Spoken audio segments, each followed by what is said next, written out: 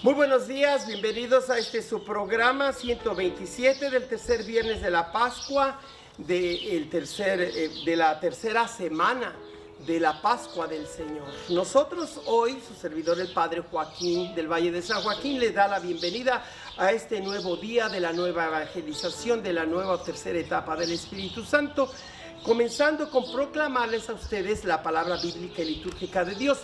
No se les olvide que estos 4 días seguidos estoy hablándoles a ustedes de las 4 fuentes o cofuentes más bien, de los 4 arroyos o embudos a través de los cuales nos llega toda la palabra de Dios. Primero les decía que es la Sagrada Tradición, segundo las Sagradas Escrituras o en particular la Biblia, o en singular la Sagrada Escritura o palabra escrita de Dios. En tercer lugar, el Sagrado Magisterio de la Iglesia o la enseñanza que nos da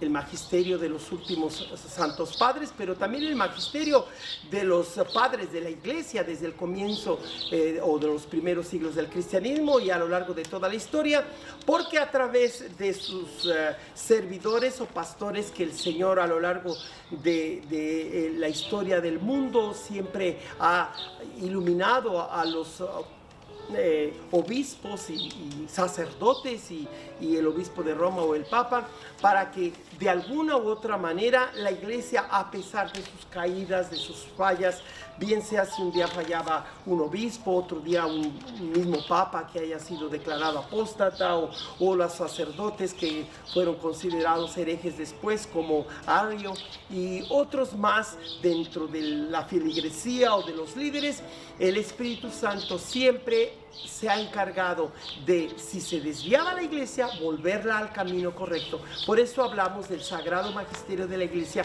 que es asistido por el Espíritu Santo y a través del cual nos habla Dios. Hoy día los cristianos católicos no somos personas solamente de un libro, por muy sagrado que sea, que es la Biblia, sino por la gran tradición, como les decía, de Jesucristo muerto y resucitado, que está en su cruz y está en el cirio pascual, y también pues a través de la palabra toda de Dios que se nos da a través de la creación. Y estos 4 embudos o arroyos de la palabra de Dios, como les he dicho, la Sagrada Tradición, la Sagrada Escritura, el Sagrado Magisterio de la Iglesia, se complementa con el sagrado sentir de los fieles, sensus fide. En otras palabras, el Espíritu Santo mismo se encarga de darles a los fieles ese sentir de la Iglesia, ese sentir de la palabra de Dios, que por mucho que quiera insistir cualquier sacerdote o cualquier feligres, pero que está diciendo algo que no concuerda, que parece o suena como algo que no va con el sentir de todos los fieles, los mismos fieles sienten que algo de lo predicado o de lo dicho o de el mal ejemplo dado de algún miembro de la Iglesia, bien sea clérigo o de los fieles, pues no checa, no va. Por eso nosotros como cristianos católicos romanos se nos ofrecen estos 4 arroyos o embudos de toda la palabra de Dios: Sagrada Tradición, Sagrado Magisterio, Sagradas Escrituras, Sagrado Magisterio y Sagrado Sentir de los fieles. Escuchemos la palabra bíblica litúrgica de Dios que se nos da pues el día de hoy, comenzando con los Hechos de los Apóstoles, capítulo 9, 1 al 20, y el Salmo 116, el más breve de todos, o 117, y Juan capítulo 6, 52 al 59. ¿Qué nos dice esta palabra de Dios? Pues prácticamente la conversión de Saulo, y que vendrá a tener ya el nombre en el cristianismo como Pablo. San Pablo, el apóstol de los gentiles, como originalmente era el perseguidor más acérrimo en contra del nuevo camino, de aquellos que seguían la nueva doctrina, es decir, de la iglesia naciente, de la iglesia de Jerusalén. Escuchemos pues cómo los Hechos de los Apóstoles 9, 1 al 20 nos dice: en aquellos días Saulo, amenazando todavía de muerte a los discípulos del Señor, fue a ver al sumo sacerdote y le pidió para las sinagogas de Damasco cartas que lo autorizaran para traer presos a Jerusalén a todos aquellos hombres y mujeres que seguían la nueva doctrina. Pero sucedió que cuando se aproximaba a Damasco, una luz del cielo lo envolvió. De repente, con su resplandor, cayó por tierra y oyó una voz que le decía: Saulo, Saulo, ¿por qué me persigues? Preguntó él: ¿quién eres, Señor? La respuesta fue: yo soy Jesús, a quien tú persigues. Levántate, entra en la ciudad y allí se te dirá lo que tienes que hacer. Los hombres que lo acompañaban en el viaje se habían detenido, mudos de asombro, pues oyeron la voz, pero no vieron a nadie. Saulo se levantó del suelo y cuando tenía abiertos los ojos no podía ver. Lo llevaron de la mano hasta Damasco y allí estuvo 3 días ciego, sin comer ni beber. Había en Damasco un discípulo que se llamaba Ananías, a quien se le apareció el Señor y le dijo: Ananías. Él respondió: aquí estoy, Señor. El Señor le dijo: ve a la calle principal y busca en la casa de Judas a un hombre de Tarso llamado Saulo, que está orando. Saulo tuvo también la visión de un hombre llamado Ananías, que entraba y le imponía las manos para que recobrara la vista. Ananías contestó: Señor, he oído a muchos hablar de ese individuo y del daño que ha hecho a tus fieles en Jerusalén. Además, trae autorización de los sumos sacerdotes para poner presos a todos los que invocan tu nombre. Pero el Señor le dijo: no importa, tú ve allá, porque yo le he escogido como instrumento para que me dé a conocer a las naciones, a los reyes y a los hijos de Israel. Yo le mostraré cuánto tendrá que padecer por mi causa.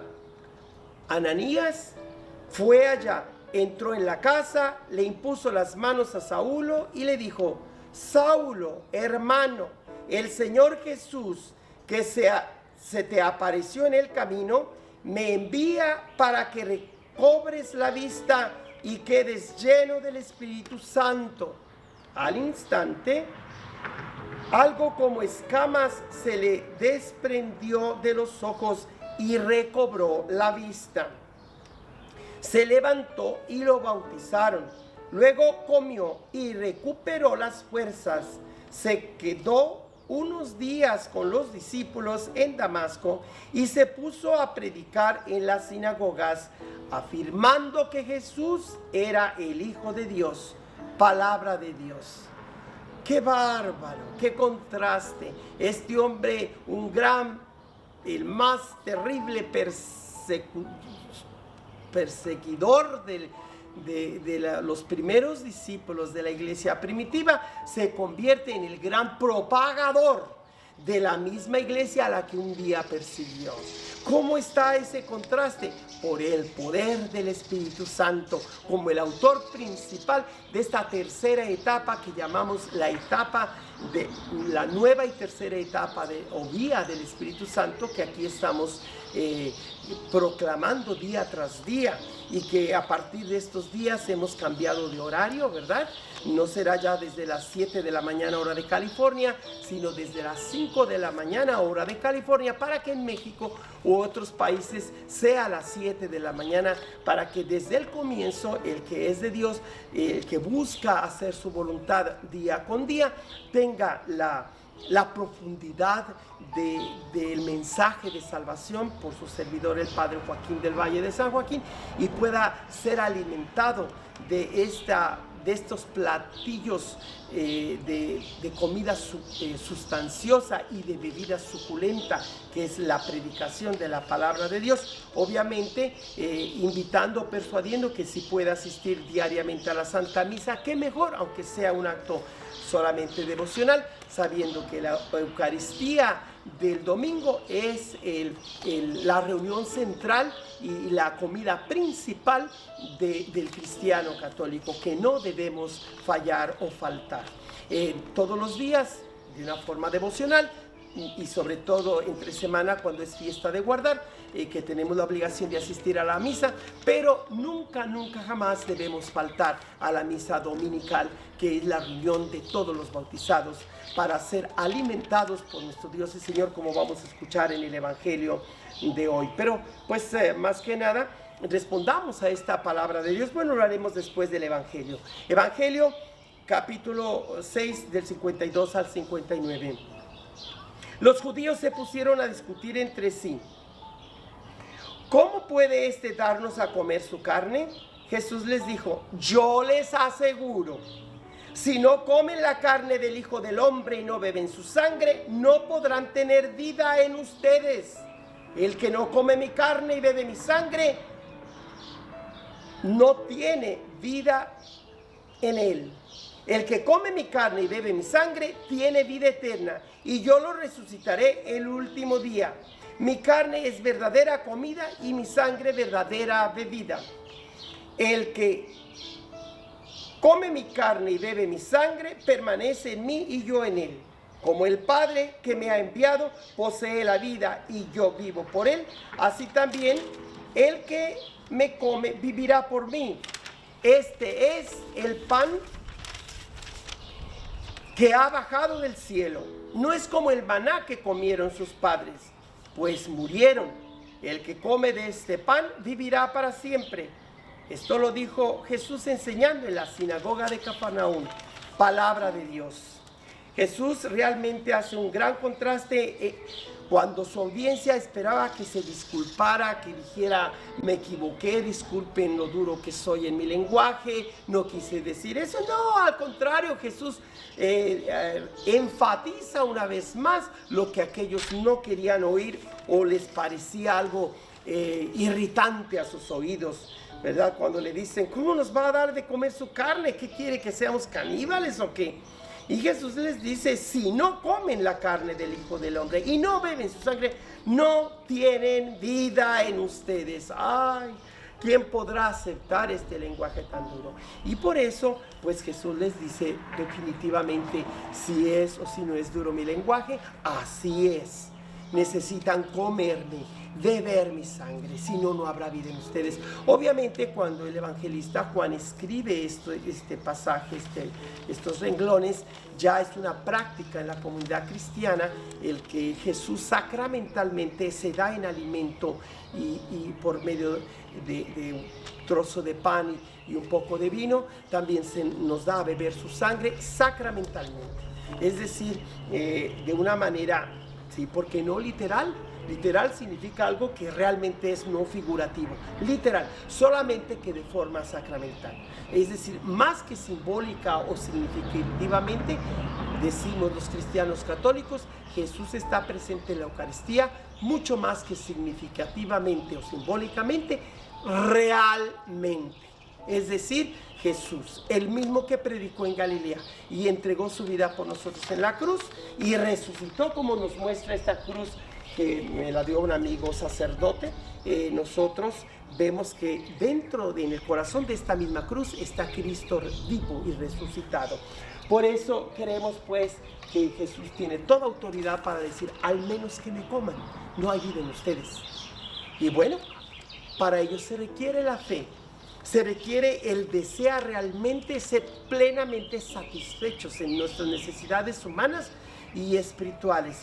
Algo que solamente Dios puede satisfacer. Nuestra hambre y sed de Dios es fundamental para que nosotros podamos ser satisfechos con la mejor, el más sustancioso de los alimentos, que es su cuerpo, que es la Eucaristía, y la más exquisita bebida, que es su preciosa sangre. Nosotros vamos a ver cómo, pues, Jesús es muy claro, ¿verdad? Que sin Él, pues no, el que me come vivirá por mí. Es decir, vamos a tener una vida diferente a esta, porque es la vida eterna. Una vida que, si el catecismo dice que comienza cuando muere uno, allí comienza la vida eterna, pero en realidad comienza desde que desde que ya recibimos la vida sacramental, cuando fuimos bautizados, fuimos llevados a morir sacramentalmente en Cristo, significativa y simbólicamente, pero realmente también. Nunca le dices a los compadres, quiero que sean mis compadres o padrinos de mi hijo. No recomiendo que haya personas que ven a alguna amiga embarazada y le digan, quiero que me des a tu hijo a bautizar. Cada persona que alguien más les pide bautizar a su niño, díganle no, porque eso no se debe hacer. Tú eres, como padre y madre, quien eliges a quién pedir que sea el padrino o la madrina de tu hijo que vas a bautizar. No permitas que nadie te pida bautizar a tu hijo. Eso no es cristiano, porque eso es ya imponer algo a los papás y al niño que probablemente no venga del Espíritu Santo, sino solamente de un acto social. El bautismo o los sacramentos en la iglesia no son meros actos sociales, sino religiosos en los que Dios realmente continúa haciéndose presente a través de la iglesia, de los papás y los padrinos, y no algo que es solamente un símbolo o un signo, sino la realidad de la salvación que Cristo vino a traer en la tierra y que la iglesia misma continúa a través de los apóstoles y de los sucesores de estos, que son el Papa, los obispos, los sacerdotes y los feligreses, todos que somos continuadores de la obra de Jesús en la historia, en este mundo, hasta que Él vuelva. Por eso nosotros se nos dice hoy en el magisterio de la iglesia, ¿verdad? Que sí, repitiendo las palabras del Señor Jesús, si no comen la carne del Hijo del Hombre y no beben su sangre, no podrán tener vida en ustedes. El que come mi carne y bebe mi sangre permanece en mí y yo en él. Esto indica la importancia central y esencial de la participación eucarística del bautizado para tener vida eterna. ¿En qué consiste la economía sacramental? Nos dice el catecismo, el compendio del catecismo de la iglesia. ¿En qué consiste la economía sacramental? ¿Qué es eso de economía? Pues la administración o el proyecto o la propuesta de los sacramentos en la iglesia.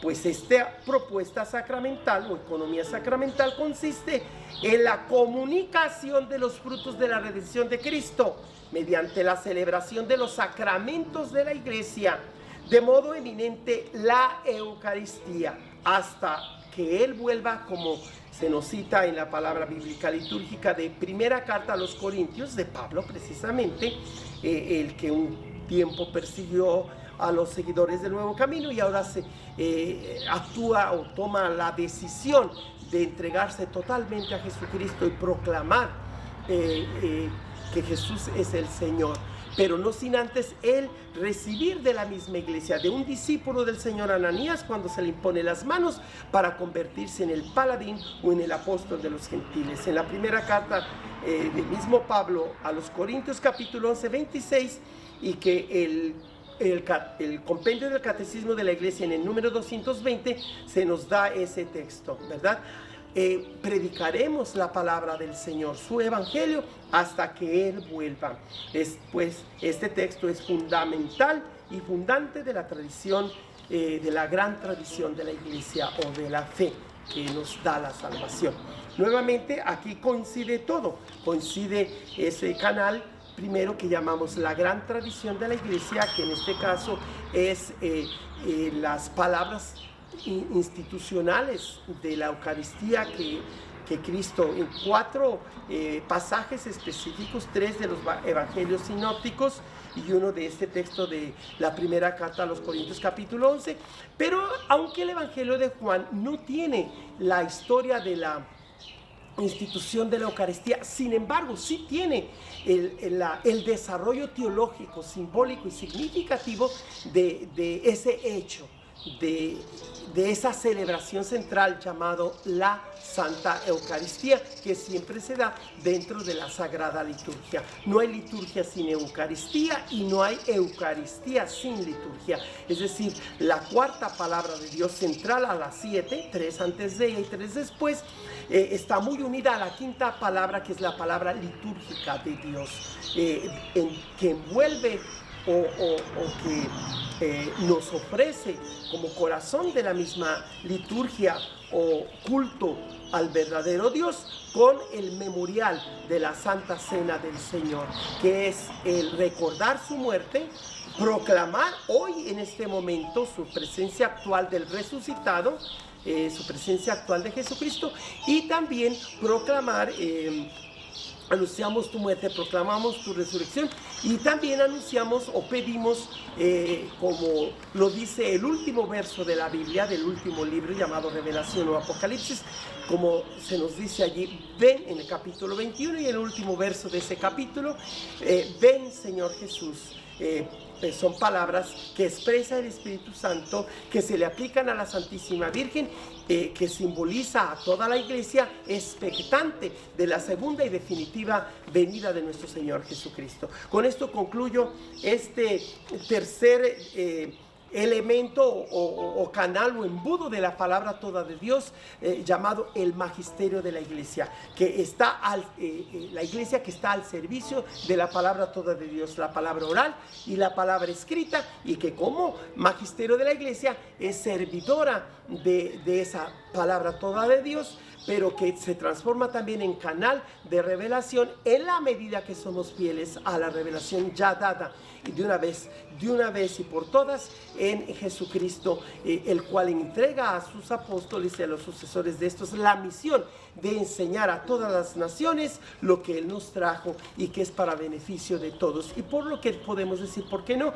Que el magisterio, aunque servidor de la palabra toda de Dios, se convierte en palabra actualizada de Dios a nivel de fe, como es la guardiana, la iglesia, el depósito de fe, pero a la vez también la que aplica esa fe a todas las dimensiones de la vida de la iglesia, incluyendo la vida social en pro de la justicia, y por lo tanto se vuelve servidora como esa séptima palabra de Dios, que esa séptima tarea evangelizadora de la iglesia, que es la diaconía o el servicio a la verdad y a la justicia, que es lo que la iglesia pues identifica como la misión de ser servidora o estar al servicio de la salvación integral de las personas, que incluye la tarea o la misión en favor de la justicia como tarea constitutiva de la misión evangelizadora de toda la iglesia.